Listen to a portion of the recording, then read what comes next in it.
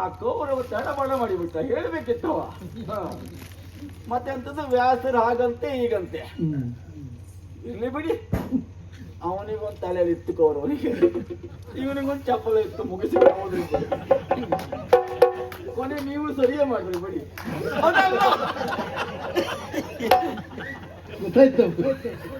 ಅದು ನಮಗ್ ಗೊತ್ತಾಯ್ತು, ಅವನಿಗೆ ಗೊತ್ತಾಯ್ತು, ಗೊತ್ತಾಯ್ತು. ಕಾರಣ ಉಂಟಪ್ಪ, ಹುಡುಗ ಮಾಡಿದ್ದಲ್ಲ ಅದು. ನೀವು ಹಾಗೆಲ್ಲ ಸೋಲ್ಲಿಕ್ಕಿಲ್ಲ.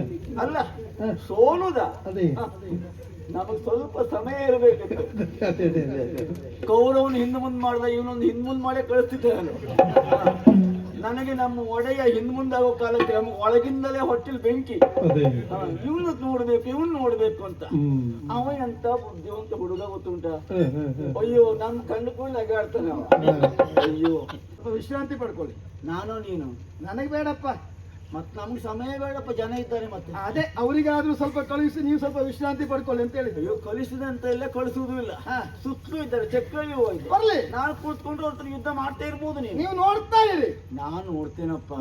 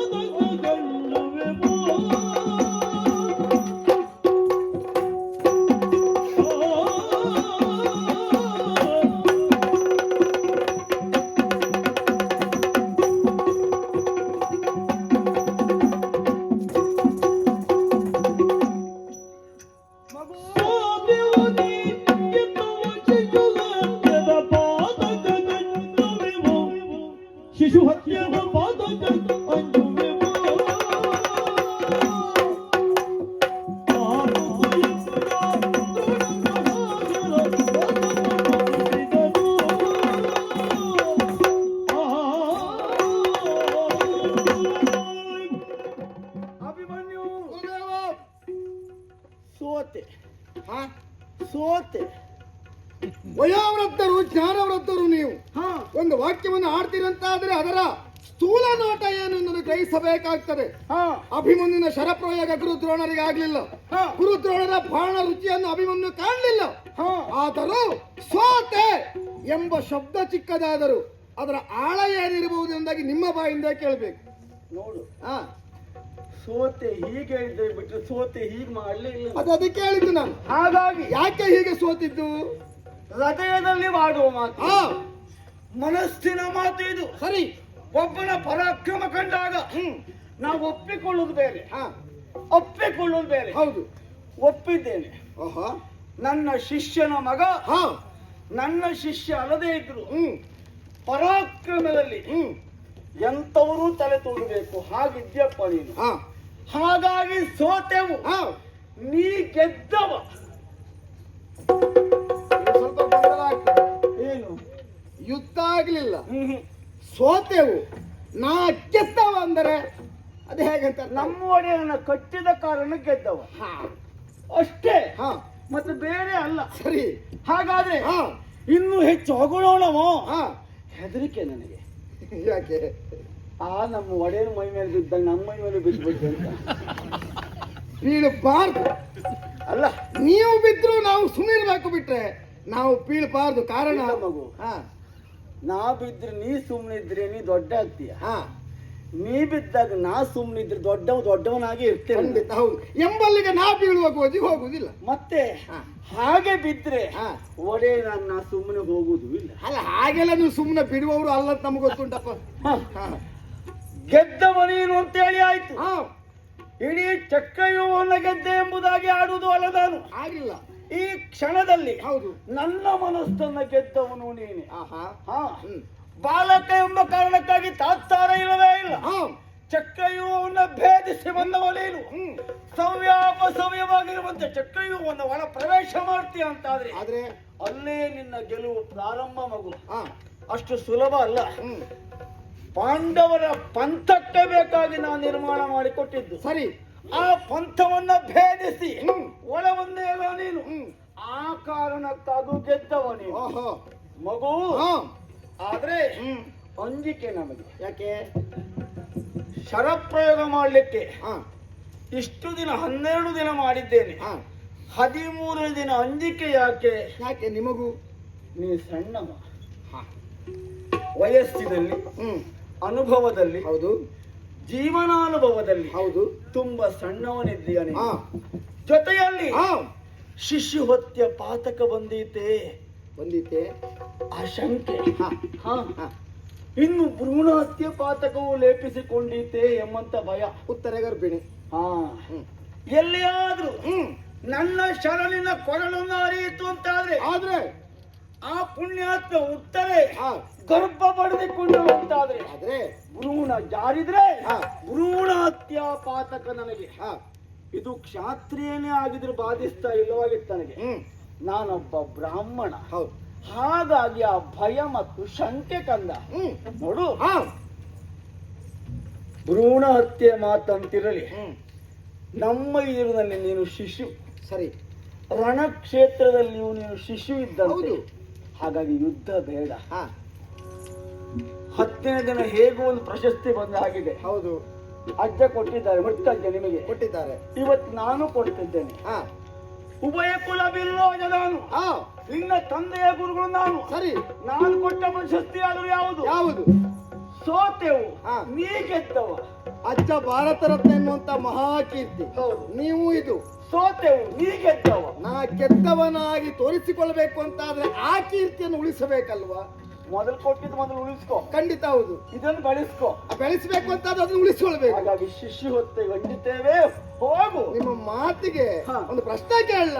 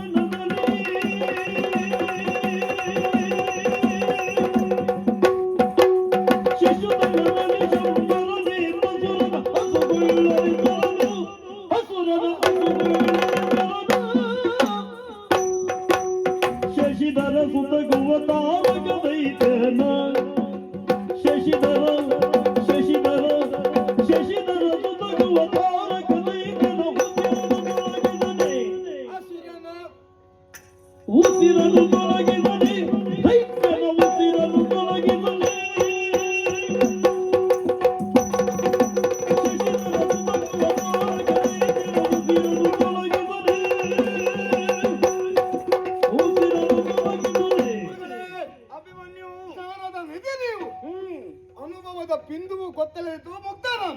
ಹಾಗಿರುವಾಗ ನೀವು ಈ ಪ್ರಶ್ನೆ ಕೇಳಿದಾಗ ಅಲ್ಲ ಬೇಡ ಮಗು ಎಂದಾಗ ಆಲೋಚನೆ ಮಾಡೋದು ಬೇಡವಾ? ಮಾಡ್ಲೇಬೇಕು. ಹೌದು. ಹೇಗೂ ಆಲೋಚನೆ ಇಲ್ಲದೆ ಒಳಗೆ ಬಂದಾಗಿದೆ. ಖಂಡಿತ ಹೌದು. ಈಗ ಆಲೋಚನೆ ಮಾಡು. ಹೋಗುವುದಕ್ಕೆ ಆಲೋಚನೆ ಮಾಡುದಿಲ್ಲ ನಾನು. ನಿಮ್ಮ ಎದುರು ಮಾತಾಡುವಾಗ ಆಲೋಚನೆ ಮಾಡ್ತೇನೆ. ಮಗು, ನೀನು ಹೇಗೂ ಮಾತಾಡು. ನೀನು ಮಗು. ಸರಿ, ಸ್ವೀಕರಿಸ್ತೇನೆ ನಾನು. ಆದರ್ಶ ಇಲ್ಲದೆ ಸತ್ತರೆ ಸಾವಿಗೆ ಅವಮಾನ. ಸಾಧನ ಇಲ್ಲದೆ ಬದುಕಿದ್ರೆ ಬದುಕಿಗೆ ಅವಮಾನ. ಹಾಗಿರುವಾಗ ಸಣ್ಣವರೆಲ್ಲ ದೊಡ್ಡ ಕಾರ್ಯ ಮಾಡ್ಲಿಲ್ವೋ? ಸಣ್ಣವರು ಹೌದು ಅಲ್ಲ, ತುಂಬಾ ಜನ ಮಾಡಿದ್ದಾರೆ. ಮಾಡ್ಲಿಕ್ಕೆ ಹೋದವರು ಇಲ್ಲದೆ ಹೋಗಿದ್ದಾರೆ. ಆದ್ರೆ ನೀನು ಯಾರನ್ನು ಆಯ್ಕೆ ಮಾಡಿಕೊಂಡೆ ಅಂತ ಗೊತ್ತಾಗುತ್ತೆ. ಹೆಸರು ಮಾಡಿ ಉಳಿದವರ ಸಂಖ್ಯೆಯನ್ನು ನಾವು ಎಣಿಸುವುದಕ್ಕೆ ಸಾಧ್ಯವಾಗ್ತದೆ. ಶಿಶುತನದಲ್ಲಿ ಶಂಬರನೆಂಬ ಅಸುರನ ಅಸುಗೊಳ್ಳನೆ ಸ್ಮರನು ಮಾವನ ಮಗ ಮನ್ಮತ. ಸಣ್ಣವರಿದ್ದಾಗಲೇ ಸಂಬರಾಸುರನನ್ನು ಕೊಲ್ಲಿಲ್ವಾ? ಸರಿ. ಆಮೇಲೆ 6 ದಿನದಲ್ಲಿ ಘೋರದೈತನ ಶಿರವನರಿದ ಮಯೂರ ವಾಹನ ಕಾರ್ತಿಕೇಯ ಷಢಾನನ ತಾರಕಾಸುರನ ಸಂಹಾರ ಮಾಡ್ಲಿಲ್ವಾ? ಬೇಡ, ನನ್ನ ಮಾವ ಗೋಪಾಲ 13ನೇ ವಯಸ್ಸಿನಲ್ಲಿ ಮಾವ ಕಂಸನನ್ನು ಕೊಲ್ಲಿಲ್ವಾ?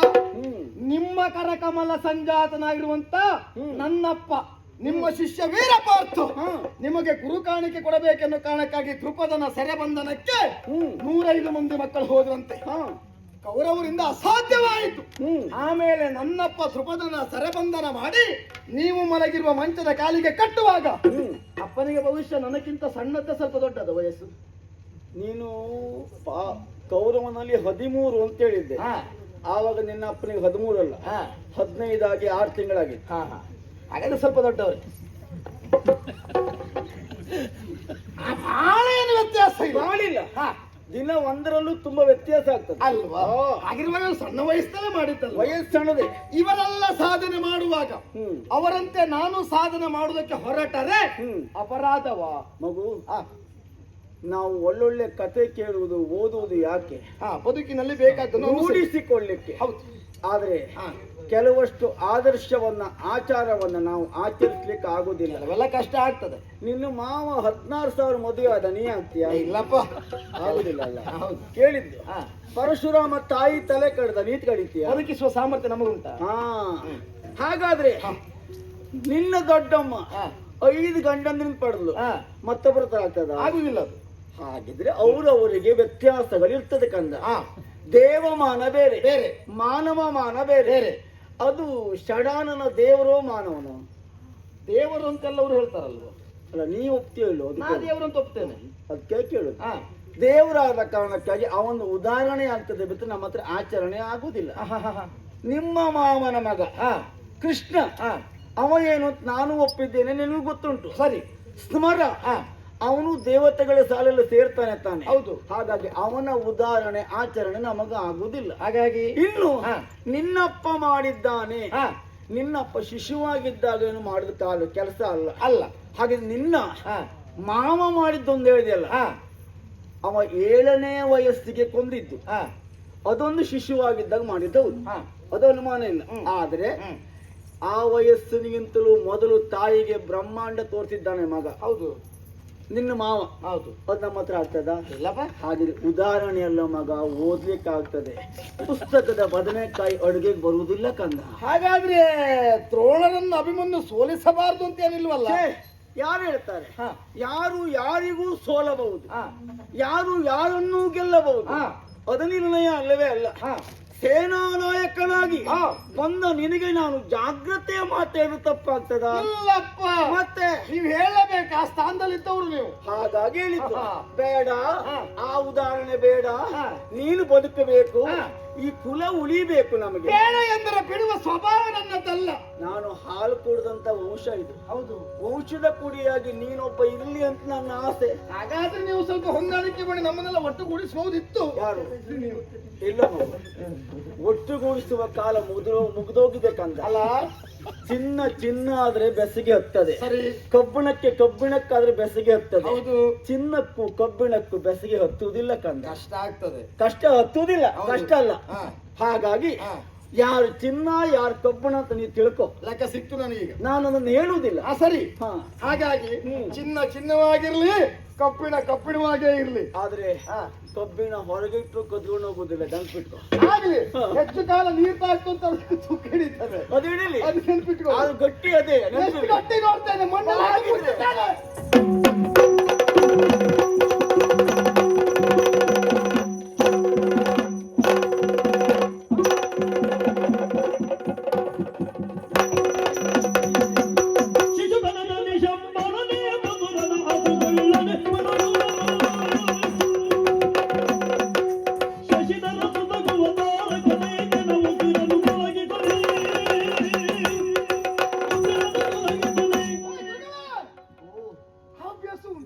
ಯಾವುದು? ಬೆಲ್ ಹಿಡ್ಕೊಂಡು ಹೀಗೆ ಗೊತ್ತಾ ಇದ್ದೀರಲ್ಲ.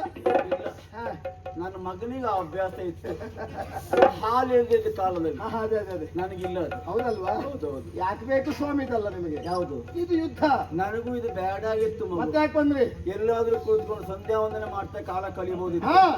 ಹೊಟ್ಟೆಗೆ ಒಂದು ಹಿಟ್ಟು ಬೇಕಲ್ಲ ಮಗನೇ. ಅಯ್ಯೋ, ನೀವು ಹುಟ್ಟುವಾಗಲೇ ಬಂಗಾರ ಚಮಚ ಬಾಯಲ್ಲಿ ಇಟ್ಕೊಂಡಿದ್ದೀರಿ, ನೀವು ನಾವು ಹುಟ್ಟುವಾಗ ದೊನ್ನೆ ಇಟ್ಕೊಂಡಿದ್ದು. ಕಾಲ ಪಾಠ ಕಲಿಸ್ತದೆ. ಹಾಗಾಗಿ ದ್ರೋಣ ನಾನು. ಸರಿ, ಹ. ಇರ್ಲಿ. ಹ್ಮ್. ಸ್ವಲ್ಪ ಸಮಯ ಕೊಡ್ತೇನೆ, ಯಾಕೆ? ಸ್ವಲ್ಪ ವಿಶ್ರಾಂತಿ ಪಡ್ಕೊಳ್ಳಿ. ನಾನು ನೀನು ನನಗೆ ಬೇಡಪ್ಪ, ಮತ್ ನಮ್ಗೆ ಸಮಯ ಬೇಡಪ್ಪ, ಜನ ಇದ್ದಾರೆ ಮತ್ತೆ. ಅದೇ ಅವರಿಗಾದ್ರೂ ಸ್ವಲ್ಪ ಕಳುಹಿಸಿ, ನೀವು ಸ್ವಲ್ಪ ವಿಶ್ರಾಂತಿ ಪಡ್ಕೊಳ್ಳಿ ಅಂತ ಹೇಳಿದ್ರು. ಅಯ್ಯೋ, ಕಲಿಸಿದಂತ ಎಲ್ಲ ಕಳಿಸುವುದೂ ಇಲ್ಲ. ಹಾ. ಸುತ್ತಲೂ ಇದ್ದಾರೆ, ಚಕ್ರಲ್ಲಿ ಹೋಯ್ತು. ಬರ್ಲಿ, ನಾನು ಕೂತ್ಕೊಂಡು ಅವ್ರ ಯುದ್ಧ ಮಾಡ್ತಾ ಇರ್ಬೋದು. ನೀವು ನೋಡ್ತಾ ಇರಿ. ನಾನು ನೋಡ್ತೇನಪ್ಪ, ನೋಡ್ತಾ ಇರಿ. ಕೆಲವಷ್ಟು ಕಾಲ ನೋಡ್ತಾ ಇರ್ತೇವೆ. ಹಾ. ನನ್ನ ಕಣ್ಣು ಮುಂದೆ ಹೆಣ ಬೀಳುದು ನೋಡ್ತೇನೆ ನಾನು. ಸರಿ, ಹಾಗಂತ ಬೀಳುವಾಗಲೂ ಒಮ್ಮೆ ನಿಮ್ಮ ಕಣ್ಣಲ್ಲೂ ನೀರು ತರಿಸ್ತಾ ಇದ್ದಾರೆ ಅಭಿಮನ್ಯು ನಾನೆಲ್ಲ ನೆನಪಿಟ್ಟುಕೊಳ್ಳಿ. ಮಗು, ಕಣ್ಣಲ್ಲಿ ನೀರು ಬರುದು ಮುಖ್ಯ ಅಲ್ಲ. ಹೆಸರಿ ತಕ್ಕಾಗಿ ನೀನು ಉರಿತಾ ಇದ್ದಲ್ಲ, ಅದು ಸಂತೋಷ ನನಗೆ. ಉರಿತೇನೆ, ಹಾ. ಉಸಿರು ಆರುವಲ್ಲಿವರೆಗೂ ಹೀಗೆ ಉರಿದೇ ಹೋಗ್ತೇನೆ. ಕಟ್ಟಿಗೆ ಎಷ್ಟು ಉರಿದ್ರು ಕಡೆ ಮಸಿಯೇ ಆಗುದೇ. ಆಗಲೇ ಉರಿದದ್ದು ನೆನಪಿಡುವಾಗ ಮಾಡ್ತೇನೆ. ನನ್ನದು ಉದಯ ಆಗ್ಲಿ ಅಂತಾನೆ. ಅದೇ ನೀವು ಹಾಗೆ, ಯಾಕಂದ್ರೆ ನೀವು ಗುಡುಗಿದ್ರಂತೆ ಇವತ್ತು ಒಂದು ತೆಗಿತೇನೆ ಅಂತ ಹೇಳಿ. ನೋಡುವ ಒಂದು ಯಾವ್ದೊಂದು ತೆಗಿತೀರಿ, ನಾನು ಲೆಕ್ಕ ಹಾಕ್ತೇನೆ. ಈಗ ಇದ್ದಿದ್ದೇ ಹೋಗುದು, ಮತ್ತೆ ಯಾವ್ದು ಹೋಗ್ತದೆ? ನೋಡುವ, ಹೋಗುವ ಕೆಲವು ನಿಮ್ದು ತೆಗೆದೇ ಹೋಗ್ತೇನೆ. ಹಾಗೆಲ್ಲ ಹೋಗ್ಲಿಕ್ಕಿಲ್ಲ. ಅವರೆಲ್ಲ ಹೋಗ್ಲಿಕ್ಕೆ ಇದ್ದವ್ರು, ನೀವು ಎಲ್ಲರೂ ಸೇರ್ಸ್ ಬೆಂಕಿ ಹಾಕಲಿಕ್ಕಿದ್ದವ್ರು ನೀವು. ಮತ್ತೆ ಯಾಕೆ ಯಾರು ಬೇಕಾಯ್ತು ಎಲ್ಲ ಹೋಗೋರೇ ಅವರು. ಇಲ್ಲಿ ಇಟ್ಕೊಳ್ವಾ, ಮತ್ತೆ ನೀವು ಉಳಿಯುವುದಿಲ್ಲ, ನೀವು ಹೋಗುವುದೇ. ನಾನು ಹೋಗುದು ಯಾವಾಗ ಗೊತ್ತುಂಟ?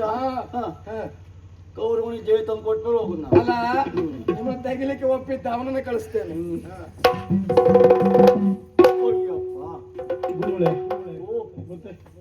ಎಂತ ಇಲ್ಲ, ಯಾಕೆ ಹೀಗಾಯ್ತು? ಕಾರಣ ಉಂಟಪ್ಪ. ಹುಡುಗ ಮಾಡಿದ್ದಲ್ಲ ಅದು. ನೀವು ಹಾಗೆಲ್ಲ ಸೋಲ್ಲಿಕ್ಕಿಲ್ಲ. ಅಲ್ಲ, ಸೋಲುದ ಅದೇ ನಮಗ್ ಸ್ವಲ್ಪ ಸಮಯ ಇರಬೇಕಿತ್ತು. ಅದೇ ಅದೇ ಅದೇ ಅದೇ. ಕೌರವನು ಹಿಂದ್ ಮುಂದ್ ಮಾಡ್ದ, ಇವನೊಂದು ಹಿಂದ್ ಮುಂದ್ ಮಾಡೇ ಕಳಿಸ್ತಿದ್ದೆ ನಾನು. ನನಗೆ ನಮ್ಮ ಒಡೆಯ ಹಿಂದ್ ಮುಂದಾಗೋ ಕಾಲಕ್ಕೆ ನಮ್ಗೆ ಒಳಗಿಂದಲೇ ಹೊಟ್ಟೆಲ್ ಬೆಂಕಿ. ಅದೇ ಇವನು ನೋಡ್ಬೇಕು, ಇವನ್ ನೋಡ್ಬೇಕು ಅಂತ. ಅವ ಎಂತ ಬುದ್ಧಿವಂತ ಹುಡುಗ ಗೊತ್ತುಂಟ. ಅಯ್ಯೋ, ನಮ್ ಕಣ್ಣು ಕೂಡ ನಗಾಡ್ತಾನೆ ಅವ. ಅಯ್ಯೋ, ಬದುಕುವ ಕಲೆ ಪ್ರಾರ್ಥನೆಗಿಂತ ಇವನಿಗೆ ಹೆಚ್ಚುಂಟು. ಇವನ ಅಪ್ಪನಿಗೆ ಕಡಿಮೆ ಉಂಟು. ಬಿಡಿ, ಇಷ್ಟ ಆಯ್ತು. ಯಾಕೆ ಯಾಕೆ? ಏನ್ ಅವ ಬಾಣೆ ಬಿಟ್ಟು ನಮ್ಮ ಹೆಬ್ಬೆ ಯುದ್ಧ ಮಾಡ್ಕೊಂಡ್ರ? ಅದಾಗ್ಲಿಕ್ಕೆ ಸಾಧ್ಯ ಅಲ್ಲವೇ ಅಲ್ಲ. ಇವನ ಅಪ್ಪನಿಗೆ ನಾನು ಹೇಳ್ಕೊಟ್ಟ ವೈವಂತದ್ದು. ಅವ್ರಿಗೆ ಮಾಡುದು ಉಪಕಾರದಿಂದಾಗ ನಮ್ಮ ಹೆಬ್ಬೆ ಹೋಯ್ತು. ಇವತ್ತು ಪ್ರಾರ್ಥನೆ ಮೇಲೆ ಅತಿಯಾದ ವ್ಯಾಮೋಹ ನನಗೆ. ಸ್ವಾರ್ಥ. ಹೌದು, ಅವ ಒಬ್ಬ ನನ್ನ ಪರಮ ಶಿಷ್ಯನಾಗಿದ್ದವ. ಹಾಗಾದ್ರೆ ಏಕಲವ್ಯ ನನ್ನ ಮೂರ್ತಿಯನ್ನಿಟ್ಟು ಅಭ್ಯಾಸ ಮಾಡಿದ ಕಾಲಕ್ಕೆ ಶಬ್ದವೇದಿಯ ಮುಖೇನವಾಗಿ ಅವನು ಕಲ್ತಿದ್ದಾನೆ ಎಂಬುದಾಗಿ ಪ್ರಾರ್ಥನೆ ಗೊತ್ತಾಯ್ತು. ನನಗೆ ಮಾತ್ರ ಹೇಳಿಕೊಟ್ಟಂತ ವಿದ್ಯೆ ಅವನಿಗೆ ಗೊತ್ತಾಯ್ತು ಅಂತ ಕೇಳಿದ. ನಾವಿಬ್ರು ಹೋದೆವು, ಅವನನ್ನು ಕೇಳಿದೆವು, ನಿಮ್ಮ ಗುರುಗಳು ಯಾರು ಅಂತ. ಅವ ಮರುಕ್ಷಣವೇ ನನ್ನ ಹೆಸರು ಹೇಳಿದ್ನಲ್ಲ. ಆ ಪ್ರಾರ್ಥನೆಗೆ ಬೇಸರ ಆಯ್ತು. ಕೌರವನಿಗೆ ಹೊಟ್ಟೆ ಕಿಚ್ಚಲ್ಲ, ಹಾಯ್ ಆ ಮಗುಗೆ ಎಂತ ಗೊತ್ತಿಲ್ಲ. ಇವನ ಅಪ್ಪ ಪ್ರಾರ್ಥನೆಗೆ ಅದಕ್ಕೂ ಹೆಚ್ಚು ಹೊಟ್ಟೆ ಕಿಚ್ಚು ಉಂಟು. ಆ ಕೌರವ ತಡಬಡ ಮಾಡಿಬಿಟ್ಟ, ಹೇಳ್ಬೇಕಿತ್ತವ. ಮತ್ತೆ ಅಂತದ್ದು ವ್ಯಾಸರು ಹಾಗಂತೆ ಹೀಗಂತೆ. ಇರ್ಲಿ ಬಿಡಿ, ಅವನಿಗೊಂದು ತಲೆಯಲ್ಲಿ ಇತ್ತು ಕೌರವನಿಗೆ, ಇವನಿಗೊಂದು ಚಪ್ಪಲ ಇತ್ತು. ಮುಗಿಸಿ ಹೋದ್ರಿ ಕೊನೆ ನೀವು ಸರಿಯೇ ಮಾಡ್ರಿ ಬಿಡಿ. ಗೊತ್ತಾಯ್ತು, ಅದು ನಮಗ್ ಗೊತ್ತಾಯ್ತು, ಅವನಿಗೆ ಗೊತ್ತಾಯ್ತು ಗೊತ್ತಿಲ್ಲ. ಅದು ಹೇಳಿ ಸಂಧ್ಯಾ ಮೊದಲೇ ಹೊತ್ತು ಆವತ್ತು ಅವನ ಹೆಬ್ಬೆರಳು ನಾವು ಪಡ್ಕೊಂಡಿದ್ದೆ. ಯಾರಿದು? ಏಕಲವ್ಯನ ಹೆಬ್ಬೆರಳನ್ನ ಮತ್ತೊಂದ್ರ ಸಮಯ ಮತ್ತೊಂದ್ರಲ್ಲಿ ತೆಗೆದ್ಬಿಟ್ರೆ ಅದಕ್ಕೆ ಹಾಗೆ ಬಿಡುತ್ತೆ. ನಾನು ಆರಂಭದಿಂದ ಬಂದವ ಸ್ವಾಮಿ, ಇಷ್ಟೊತ್ತವರೆಗಿದ್ದೇನೆ ಬಿಡ್ತೇನ? ಹಾಗಾದ್ರೆ ಆವತ್ತು ಅವನ ಹೆಬ್ಬೆರಳನ್ನ ಪಡೆದ ಪರಿಣಾಮವಾಗಿ ಇವತ್ತು ನನ್ನ ಹೆಬ್ಬೆರಳನ್ನು ಇವು ತೆಗೆದ. ಏನೇ ಇರಲಿ, ಮಧ್ಯಾಹ್ನ ಆಗ್ತಾ ಉಂಟಲ್ಲ, ನಮ್ಮ ಸಂಧ್ಯಾ ವಂದನೆ ಬಿಡ್ಲಿಕ್ಕಿಲ್ಲ. ಅದು ಮುಗಿಸಿ ಮತ್ತೆ ಬರ್ತೇನೆ.